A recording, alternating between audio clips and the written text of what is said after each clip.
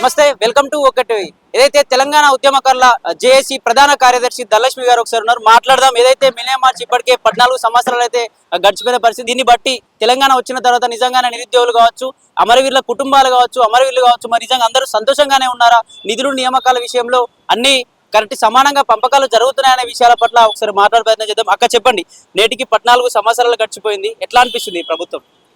నా పేరు ధనలక్ష్మి. టియుజేఏసీ తెలంగాణ మహిళా ఉద్యమకారుల జేఏసీకి నేను రాష్ట్ర ప్రధాన కార్యదర్శి. అయితే తెలంగాణ వచ్చి కూడా 10 సంవత్సరాలు 11 సంవత్సరాలు అవుతుంది ఇప్పుడు. అయినా కూడా ఉద్యమాలలో పాల్గొన్న కార్యకర్తలకు కానీ వాళ్ళకి ఇంతవరకు సాంఘిక సంక్షేమ అవకాశాలు దొరకలేదు.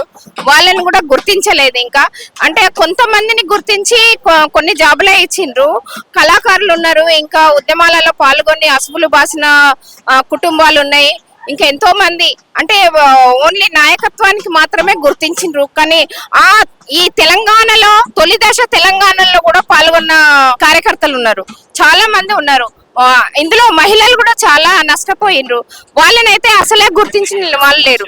ఎందుకంటే అప్పటి నుండి కూడా తెలంగాణ సాధించడానికి అనేక పోరాటాలలో మహిళలు పాత్ర చాలా ప్రధాన పాత్ర ఉన్నది. ప్రధాన పాత్రల్లో మహిళలు ఈ చాలా ఏంటంటే గ్రూప్స్, మహిళా డ్వాక్రా గ్రూప్స్లలో చాలా మంది పాల్గొన్నారు. మేము 1997లో తెలంగాణ మహాసభ పెట్టినాము. అప్పుడు తొలి దశ మరోజు వీరన్న పార్టీ తెలంగాణ మహాసభలో మేము ఎన్నో పోరాటాలు చేసినాము. ఆ పోరాటాలలో తెలంగాణ మహాసభకి చాలా మంది మహిళలు పాల్గొన్నారు. ఉద్యమాలు, మీటింగ్లు, తెలంగాణ మహాసభలు సక్సెస్ కావడానికి మా మహిళలు చాలా ప్రధాన పాత్ర పోషించిండ్రు. వాళ్ళకి ఇంతవరకు తెలంగాణ సాధించినాము, కానీ వాళ్ళకు మాత్రం ఇంతవరకు ఏది అందలేదు. సంక్షేమ పథకాలు కానీ, బీమాలు కానీ, ఇంకా ఎలాంటివి సౌకర్యాలు రాలేదు వాళ్ళకు.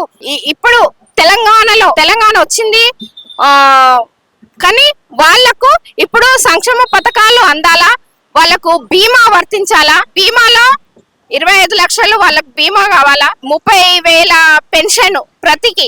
అందరికి అరెస్టులు కాలేదు. మీటింగ్ లో వచ్చిన వాళ్ళు ఉన్నారు, లాఠీ చార్జ్ జరిగితే పోయిన వాళ్ళు ఉన్నారు.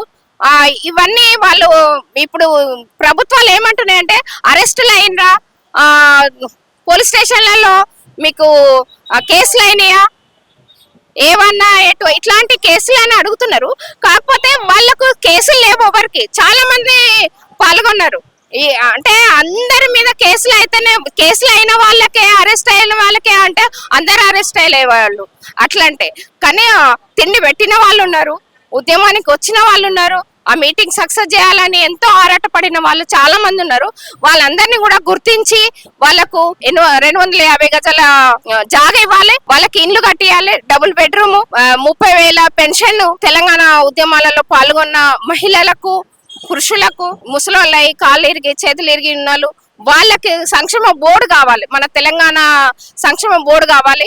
ఇంకా తెలంగాణలో అసువులు బాసిన కుటుంబాలకు కొందరికి ఇచ్చిర్రు, కొందరికి ఇంకా వాళ్ళ పేర్లే తెలియదు, వాళ్ళని లిఖించబడలేదు అసలు. అయితే అత్యధికంగా తెలంగాణలో పోరాటము అన్నిటికీ వచ్చింది చాలా కింది స్థాయి కార్యకర్తలు, కింది స్థాయి కులాలు. వాళ్ళే తెలంగాణని సక్సెస్ చేయడానికి గానీ లారీల కొద్దిగా జనము రోడ్డు మీదకి వచ్చి ప్రతి మీటింగ్ కి వచ్చింది వాళ్ళే. కాబట్టి వాళ్ళ ఇళ్ళ దగ్గరికి విధిగా వెళ్ళి వాళ్ళను తెలంగాణలో పాల్గొన్న వీళ్ళ పేర్లు రాస్తే వాళ్ళు మన ప్రభుత్వాలు పట్టించుకొని వాళ్ళకు కార్డు ఇవ్వాలి, ఐడెంటిటీ కార్డు ఇచ్చి వాళ్ళకు ఆరోగ్యానికి 10 లక్షలు ఇవ్వాలి. ఆరోగ్యం వాళ్ళకి ఏదైనా అయితే, వాళ్ళు ముసలోళ్ళు ఇట్లా అయినరు, వాళ్ళకి ఏంటంటే అక్కడ ఉన్న పెన్షన్స్ కావాలి. 30,000 పెన్షన్ అందించాలి.